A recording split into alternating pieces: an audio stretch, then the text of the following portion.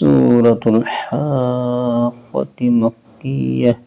أعوذ بالله من الشيطان الرجيم. بسم الله الرحمن الرحيم. الحاقة ما الحاقة وما أدراك ما الحاقة كذبت ثمود وعاد بالقارعة فأما ثمود فأهلكوا بالطاغية وأما عاد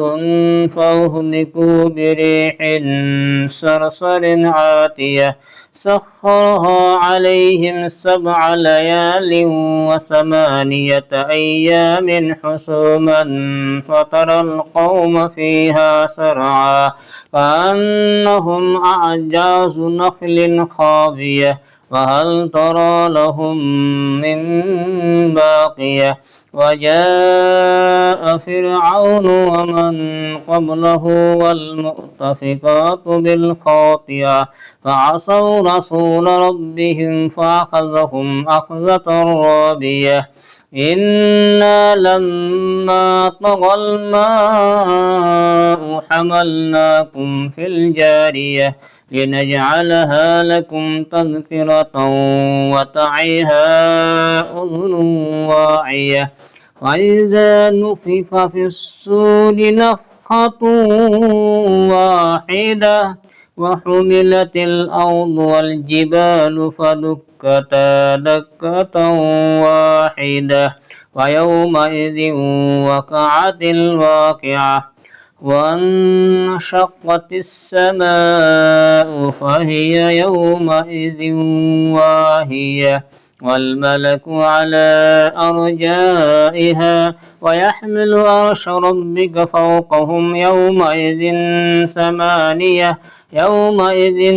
تعرضون لا تخفى منكم خافية فأما من أوتي كتابه بيمينه فيقول هاؤم اقرءوا كتابيه إني ظننت أني ملاق حسابيه فهو في عيشة راضية في جنة عالية قطوفها دانية كلوا واشربوا هنيئا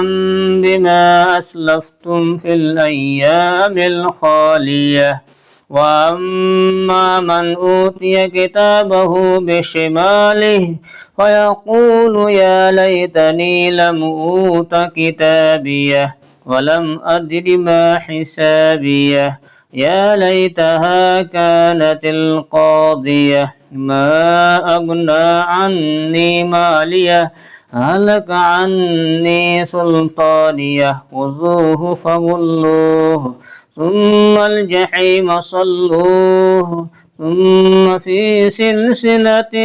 ذرعها 70 ذراعا